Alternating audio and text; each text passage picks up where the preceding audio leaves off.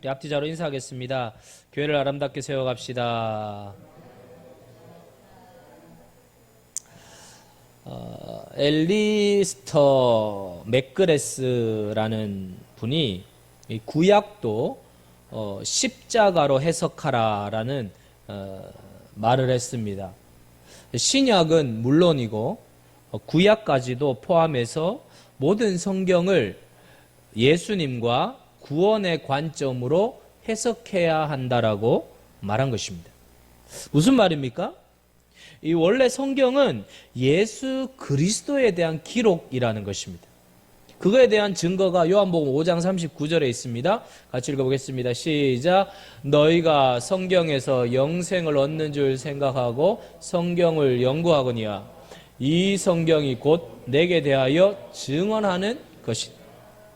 대단하지 않습니까? 여러분, 이 말씀이 나를 증언한다라고 얘기하는 건 둘 중에 하나예요. 정신병자든지 진짜든지. 여러분, 정신병자입니까? 진짜입니까? 진짜죠. 진짜 나를 증거하는 거라고 진실이니까 이렇게 당당하게 예수님이 말씀하시는 거예요. 그러므로 이 구약 성경도 예수 그리스도와 십자가와 구원의 관점에서 해석하고 설교를 해야 한다는 것입니다. 자, 여러분, 오늘 본문도 그런 관점에서 예수님과 구원의 원리를 그대로 담고 있다라고 신학자들이 다 이야기하고 있습니다. 자, 여러분, 그 핵심이 뭔가 하면 이 덮으심이라는 단어 때문이에요. 덮으심. 당신의 옷자락으로 나를 덮으소서. 이 덮으심이라는 게 아주 중요하다는 것이죠. 자, 여러분, 이 덮으심을 이해하기 위해서는 성막으로 가야 합니다. 이 성막과 성전이 천국을 원형으로 해서 이 세상의 하나님의 나라의 모형을 보여주라고 만든 거라는 거죠. 그 증거가 히브리서 8장 5절에 있습니다. 히브리서 8장 5절 시작. 그들이 섬기는 것은 하늘에 있는 것의 모형과 그림자라. 모세가 장막을 지으려 할 때 지시하심을 얻음과 같으니 이르시되 삼가 모든 것을 산에서 내게 보이던 본을 따라 지으라 하셨느니라. 하늘에 있는 것, 이 천국이잖아요. 모형과 그림자가 성막이라는 거예요. 하나님께서 모세를 불러서 이 모양대로 성막을 지으라고 말씀하셨습니다. 모세는 그 하늘의 천국의 모습을 축약해서 성막을 지은 거예요. 근데 이 성막의 가장 핵심은 속죄소와 언약궤입니다. 자, 여러분, 1년에 한 번 대속죄일에 대제사장이 피를 가지고 지성소로 들어가서 거기 법궤 위 속죄소에 어린 양의 피를 붓는 것입니다. 그것을 시은좌라고 이야기하죠. 시은좌. 그 의미는 하나님이 인간의 죄를 당신의 아들의 피로 덮는다는 뜻입니다. 하나님이 율법을 주셨지만 사람은 그것을 다 지켜서 살아내지 못하기 때문에 그 언약이 들어있는 궤를 피로 덮는 것입니다. 피로 덮고 그 밑에 인간의 죄와 허물은 안 보겠다는 거예요. 무슨 말입니까? 그 위에 쏟아진 제물의 피, 신약의 그리스도의 피만 하나님이 이제 보겠다는 거예요. 그 피만 보겠다는, 피만. 무슨 말입니까? 예수님의 피만 보겠다는 거예요. 그리고 그 아래에 있는 자는 모두 무죄 선언을 해버리는 것입니다. 그러면 그 피 아래 없는 자들은요? 다 유죄. 그러니까 그 피 아래 있는 자들만 무죄예요. 무죄. 이것이 천국의 모형이고 출애굽기에 나타나는 지성소의 복음입니다. 그래서 성막의 핵심인 지성소가 이 속죄소가 법궤를 덮고 있는 모양으로 지성소가 만들어진 건 우연이 아니에요. 여러분, 이 창세기 보면 천지를 창조하기 전에 땅이 혼돈하고 공허하며 흑암이 깊음 위에 있고 하나님의 영이 수면 위에 운행하시니라라고 되어 있습니다. 자, 여러분, 여기 운행한다, 이게 오늘 당신의 옷자락으로 나를 덮으소서와 똑같은 단어예요. 라하프란 단어예요. 하나님의 신이 운행하는 게 하나님의 신이 세상을 덮고 있다는 거예요. 당신의 옷자락으로 덮는 것과 하나님의 신이 운행하는 단어가 똑같아요. 라하프. 우리 에브리바디 같이 따라해 볼까요? 라하프. 이 히브리어에서는 라를요, 라 하면 안 돼요. 라 해야 돼요. 라하프. 아이고, 잘 따라하시네. 돌아가셔서 치킨 한 마리 사 드시기 바랍니다. 이게 이 혼돈과 흑암이었는데 거기에 하나님의 영이 운행하면서 이 혼돈과 세상을 라하프 했다는 거예요. 덮고 있다는 거예요. 그 운행이 덮고 있다는 거예요. 그러니까 이 수면과 바다는 혼돈을 상징하는 것이죠. 그래서 여러분, 요한계시록에 새 하늘과 새 땅에는 바다가 없어요. 다시는 혼돈과 공허가 없다는 거예요. 새 하늘과 새 땅에는 혼돈과 공허가 없어요. 걱정이 없다는 거예요. 빨리 가고 싶어요? 안 가고 싶어요? 별로 안 가고 싶으면 때가 되면 가면 맞아.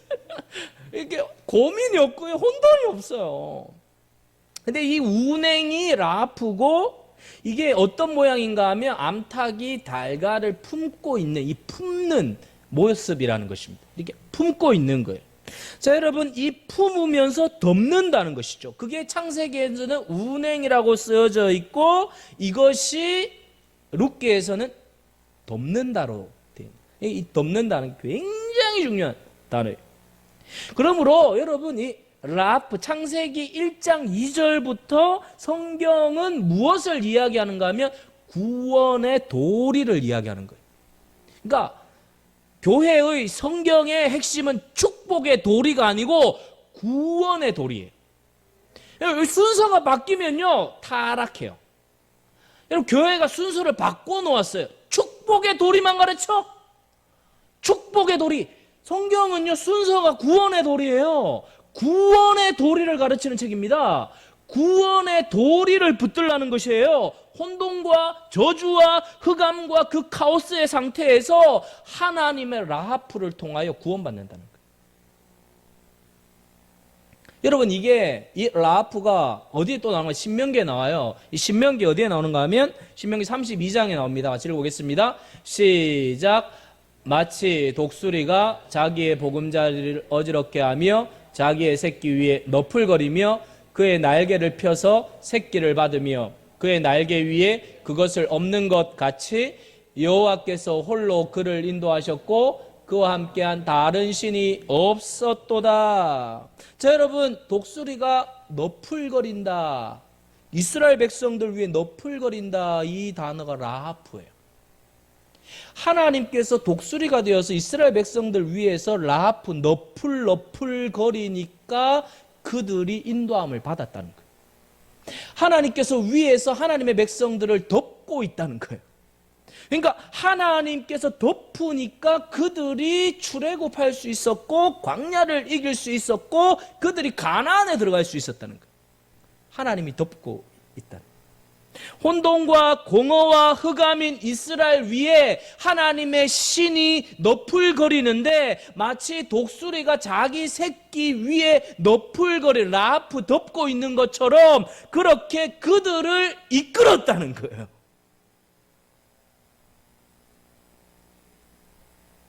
여러분, 표정 보니까 별로 감동이 안 오는, 하나님께서 오늘 이 밤에 우리를 덮으시기를 축복합니다. 그게 중요한 거예요. 하나님의 라하프, 덮는 거.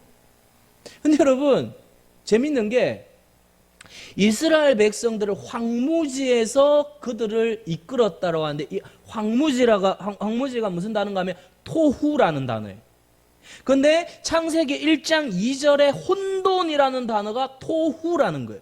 그러니까 황무지에 있는 이스라엘 백성들은 혼돈 속에 있었다는 거예요.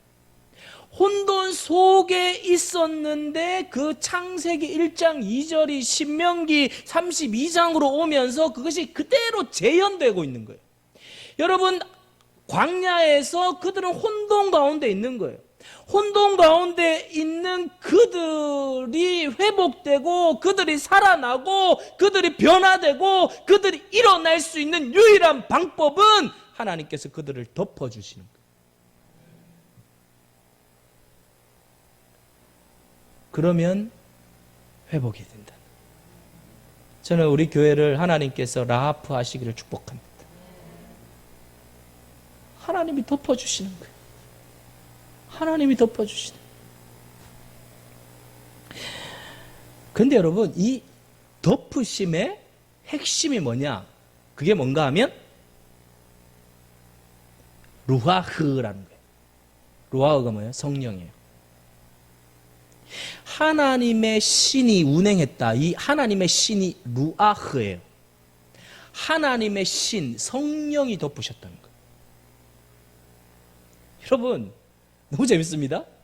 그래서 이 한글 성경에는 죽었다 깨어나도 찾을 수가 없어요. 그래서 원문을 봐야 돼. 근데 창세기 1장에 하나님의 신 루아흐가 출애굽한 이스라엘 백성들 홍해가 딱 갈라지는데 동편에서 바람이 불어와 홍해를 갈랐다. 한글 성경에는 동편에서 바람이 불어와 갈랐다 돼 있는데 히브리어는 루하흐가 갈랐다 그래요. 별로 감동을 안 받네. 나는 엄청 감동을 받. 동편에 바람이 갈랐다고 표현할 수밖에 없어요. 한글 번역으로는. 근데 히브리어는 루하흐가 갈랐다는 거예요. 성령이 갈라놓았다는 거예요. 그 하나님의 영이 갈라놓았다는 거예요. 놀라운 것입니다. 여러분, 또 재밌는 거는 홍해가 아니고 지금 흥분했어요. 너무 재밌어요. 노아 홍수가 났어요. 홍수가 나가지고 온 천시가 물로 덮였지 않습니까? 그런데 땅이 육지가 보인다라고 되어 있어요. 그런데 여러분, 육지가 보이게 하기 위해서는 바람이 불어서 물을 증발시켜야 되잖아요. 그 바람을 일으켜서 물이 낮아지게 만드는 그게 뭔가 하면 루아흐라는 거예요. 하나님의 영이 그렇게 했다는 거예요. 성경은 똑같은 단어의 루아흐를 천지창조 때, 노아 홍수 때, 홍해를 건너갈 때 동일하게 가지고 오는 거예요. 저주의 바다, 저주의 홍수, 풍랑 속에서 하나님의 영으로 새로워진다는 것입니다. 새하늘과 새 땅이 어떻게 이루어지는가 하면 수면 위에 바람, 루아흐가 운행함으로 말미암아 새 하늘과 새 땅이 창조되는 모형을 보여주는 거예요. 모형. 그래서 여러분, 예배 시간에 가장 중요한 것은 하나님의 영이 운행하시는 것입니다. 말씀을 통하여 운행하는 것입니다. 그러면요, 상처가 치유되고요, 고통이 사라지고요, 염려가 떠나가고요. 가장 좋은 교회는 어떤 교회예요? 건물이 100억, 1000억짜리 모든 것이 다 있는 교회. 그게 아니에요. 하나님의 영이 운행하는 교회. 그게 여러분의 비전이고 꿈이 되어야 되기를 소망합니다. 예배를 드리는데 하나님의 영이 운행하는 거예요. 전 그게 목표예요. 그게 꿈이에요. 예배를 인도하는데, 예배를 드리는데, 말씀이 선포될 때 하나님의 영이 운행해서 하나님의 영이 일어나서 하나님의 영이 우리의 영혼을 일으키는 교회, 세일교회. 자, 여러분, 그래서 요한계시록에는 새하늘과 새 땅에는 바다가 있지 않겠다. 바다가 없다는 것은 혼돈과 공허가 없다는 것입니다. 사랑하는 성도 여러분, 흙이었던, 먼지였던 우리에게 루아흐, 그 티끌 위에 생기가 들어가니까 살아나게 된 것입니다. 성경은 계속 반복적으로 그 이야기를 하는 거예요. 무슨 말입니까? 이 세상은 혼돈과 공허와 흑암의 수면이라는 거예요. 저주의 바다입니다. 절망의 홍해입니다. 티끌입니다. 죽은 흙입니다. 그런데 나는 너희를 내 영으로 너희를 덮음으로, 라프함으로 새롭게 된다는 것입니다. 여러분, 이걸 계속 끌고 가는 거예요. 성경이 계속 끌고 가는 거예요. 그러니까 성경은 도덕 교과서가 아니에요. 축복을 받는 원리가 아니에요. 구원의 도리를 가르치는 거예요. 여러분, 문제는 뭐예요? 그 구속의 과정, 그 하나님의 영이 역사하는 가운데에서 내가 한 것은 죽어 있었던 것 뿐이에요. 나는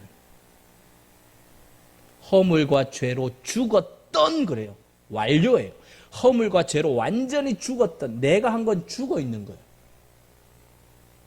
하나님께서 죽어 있는 나에게 루아흐, 생기를 불어 넣으심으로 살아난 거예요. 여러분, 나는 뭐 좀 깨끗한데, 나는 뭐 좀 갖추었는데, 이런 태도는 아닙니다. 이런 태도는 누굽니까? 바리새인들이 그렇게 한 거예요. 자기가 좀 괜찮다라고 생각하는 거. 이거는 절대로 생각해서는 안 돼요. 나는 죽은 거예요. 그게 조금이라도 올라오면 바리새인 되는 거예요. 여러분, 내가 바리새인이 안 된다? 아니에요. 얼마나 쉽게 우리는 바리새인처럼 살 수 있는지 몰라요. 내 의가 드러나는 거예요. 그런 관점에서 룻기의 오늘 이 덮으심을 생각하면, 자, 여러분, 출애굽의 광야에서 덮은 독수리 날개가 오늘 룻기에서는 옷자락으로 나오는 거예요. 자, 룻기 오늘 3장 8절 9절을 읽겠습니다. 8절 9절 같이 읽어보겠습니다. 시작. 밤중에 그가 놀라 몸을 돌이켜본즉 한 여인이 자기 발치에 누워 있는지라. 가로되 내가 누구냐 하니 대답하되 나는 당신의 여종 룻이오니 당신의 옷자락을 펴 당신의 여종을 덮으소서. 이는 당신이 기업을 물을 자가 됨이니이다.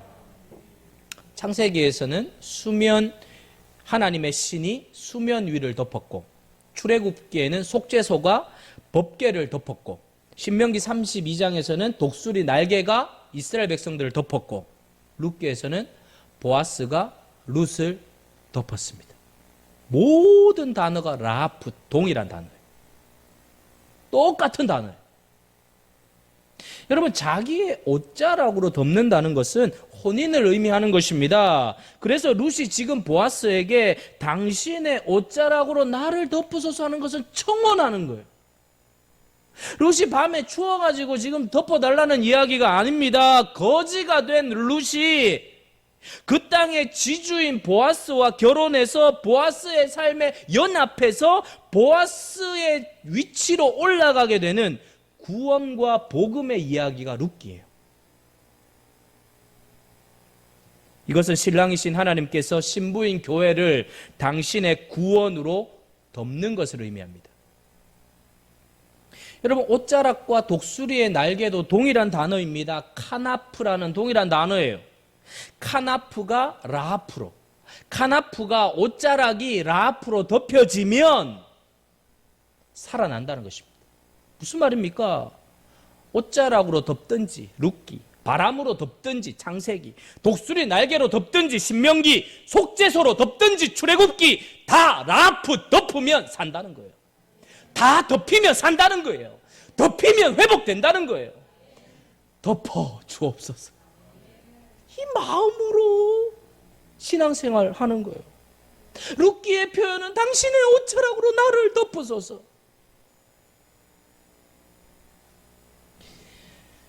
평생 믿었는데 한 번도 덮임을 받지 못하고 예배 드리고 신앙생활 할 수도 있어요. 율법적으로. 뭔지 몰라요. 덮이는 게. 라프가 뭔지도 몰라요. 주의 은혜로 덮이는 게 뭔지를 모르는 거예요. 덮이면 기도가 터질 줄로 믿습니다. 저는 우리 철야가 그렇게 되었으면 좋겠어요. 그 은혜가 덮여져서 기도가 터지는 거예요.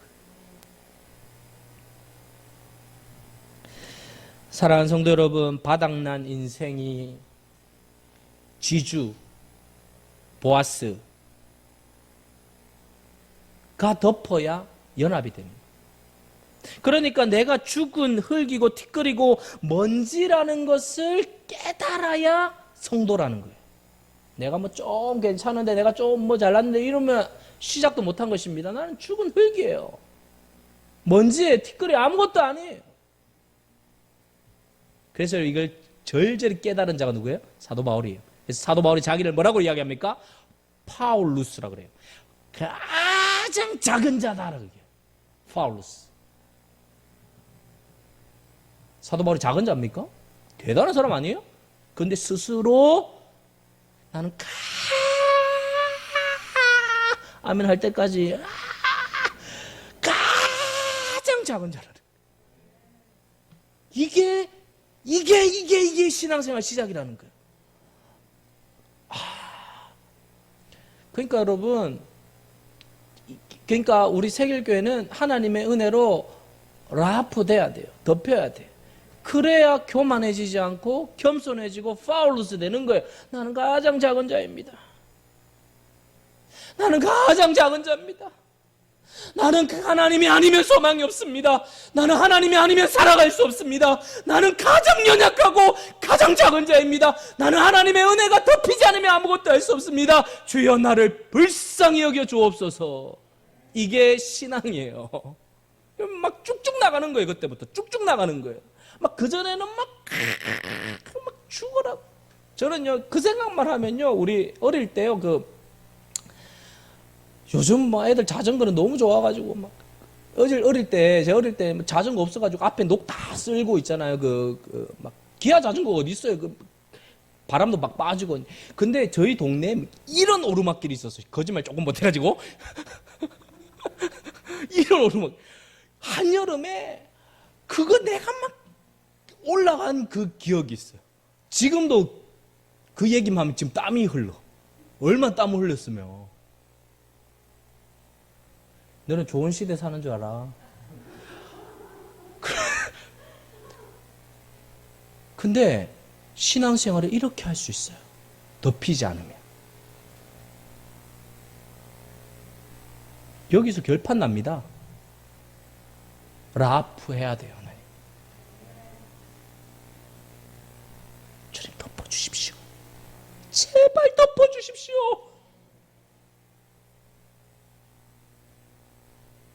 그런 마음으로 사. 근데 이 단어가 또 하나 나와요. 어디서 나오는가 하면 누가복음에서 나와요. 누가복음 1장 35절입니다. 같이 읽겠습니다. 시작. 천사가 대답하여 이르되 성령이 내게 임하시고 지극히 높으신 이의 능력이 너를 덮으시리니 이러므로 나실 바 거룩한 이는 하나님의 아들이라. 야, 기가 막혀요. 이제 하나님의 아들까지 나왔어요. 덮이니까 하나님의 아들이 나와요. 자, 여러분, 이 마리아가 구약에 어디에서 나오는가 하면 미리암에서 나왔어요.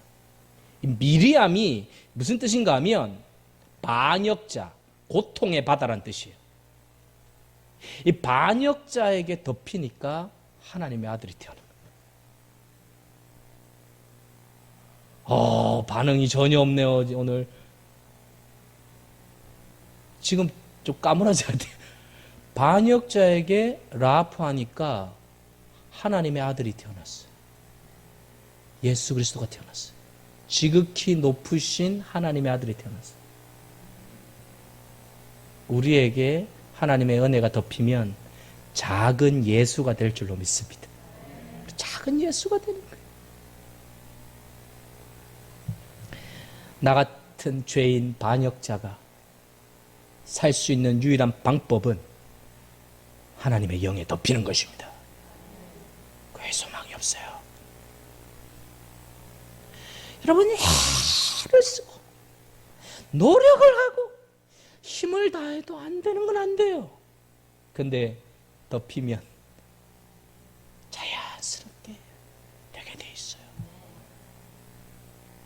안 되는 게 아니에요. 다 되는 거예요. 여러분, 이런 기도를 많이 하시길 바랍니다. 우리 자녀를 덮어주옵소서. 우리 남편을 덮어주시옵소서. 우리 교회를 덮어주시옵소서. 여러분들이 볼 때 제가 조금씩 맛이 가는 때가 있을 수도 있잖아요. 그때 꼭 그렇게 기도하세요. 하나님, 저 목사를 덮어 주옵소서. 할렐루야. 그렇게 기도해 주시면 돼요. 요즘 맛이 가는 것 같은데 하나님, 저 목사를 덮이면 돌아와요. 이 안 덮이니까 안 되는 거예요. 성도들도 마찬가지예요. 하나님의 은혜로 덮이면 선한 양이 돼요. 덮이지 않으면 늑대가 돼가지고 그렇게 돼요. 양이 되기 위해선 덮이면 돼요. 하나님, 덮어 주옵소서. 사랑하는 성도 여러분, 혼돈과 공허와 흑암인 죄인인 우리 안에 성령이 들어오셔서 우리를 기필코 새로운 창조물로 완성해 놓으시는 새 창조의 모형으로 오늘 성경은 이야기하고 있는 거예요. 예레미야는 타락한 인간의 본질을 똑같이 이야기합니다. 예레미야 4장 22절 23절 보겠습니다. 시작. 내 백성은 나를 알지 못하는 어리석은 자요, 지각이 없는 미련한 자식이라. 악을 행하기에는 지각이 있으나 선을 행하기에는 무지하도다. 보라, 내가 땅을 본즉 혼돈하고 공허하며 하늘에는. 정확하게 예레미야가 지적한 거예요. 나를 알지 못하는 백성들은 어리석고 지각이 없고 미련하고, 악을 행하기에는 지각이 있으나 악을 행하기에는 지각이 있다는, 악 행하는데 머리가 막 팡팡 돌아가는데 선을 행하는데 무지하도다. 하나님의 뜻을 따르는데 무지하다는 거예요. 보라, 땅을 본즉 혼돈하고 공허하며 빛이 없다. 다 지금의 모습이에요. 혼돈하고 공허하며 빛이 없고 서로 물고 뜯고 자기만 살려고 하는 이 시대 속에 소망은 뭐예요? 하나님의 말씀. 진리가 진리대로 선포되어질 때 질서가 잡히고 회복이 일어나고 치유가 일어나고 변화가 일어나고 질서가 잡히는 거예요. 혼돈과 공허와 흑암을 바꾸는 것은 하나님의 라프밖에 없다는 거예요. 사랑하는 성도 여러분, 혼돈과 공허와 흑암이었던 우리 위에 하나님의 성령이 덮여서 라합하셔서 우리가 하나님의 백성 교회로 탄생된 것입니다. 그게 사도행전 2장의 오순절 사건입니다. 혼돈, 공허, 흑암이었던 그들, 예수를 십자가에 못 박아 죽인 자들 위에 성령의 불의 혀처럼 급하고 강한 바람처럼 성령이 임했습니다.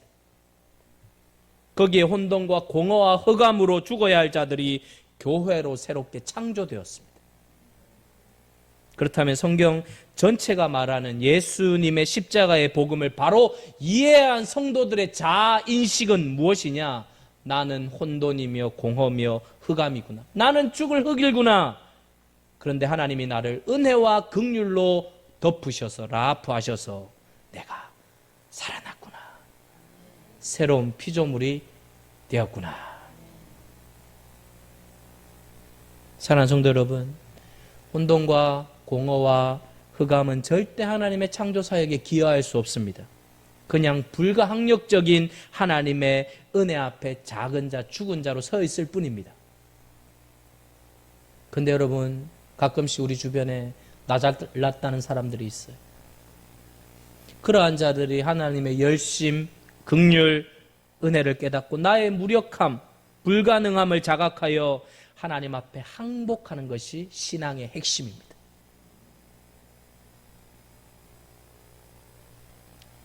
새 생명을 얻은 자들은 나는 죽은 흙입니다 라는 하나님의 영의 라프 덮인 자들은 그런 고백을 하는 거예요. 그 영의 라프 덮이지 않은 자들은 내가 왜 죽은 흙이야? 내가 왜 죽었어? 나 잘났어? 내 인생 내 거야? 그렇게까지 살다가 지옥 가는 거예요. 덮이지 않았기 때문에. 교회도 똑같습니다. 십자가만 걸어놨다고 되는 게 아니에요. 덮여야 돼요. 그래야 생명이 암탉의 알을 품듯이 생명의 역사가 일어나는 것입니다. 사랑하는 성도 여러분, 우리 교회는 덮이는 교회가 되십시다. 하나님의 옷자락으로 덮으셔서 오늘 이 밤에 주여 우리를 덮어 주옵소서. 주여 우리를 덮어 주옵소서. 우리 가정을 덮어 주시옵소서. 우리의 인생을 덮어 주시옵소서. 우리 새길교회를 주여 덮어 주옵소서. 덮어 주옵소서. 오늘 이 밤에 주의 은혜로 덮이는 능력의 밤, 기적의 밤 되기를 축복합니다.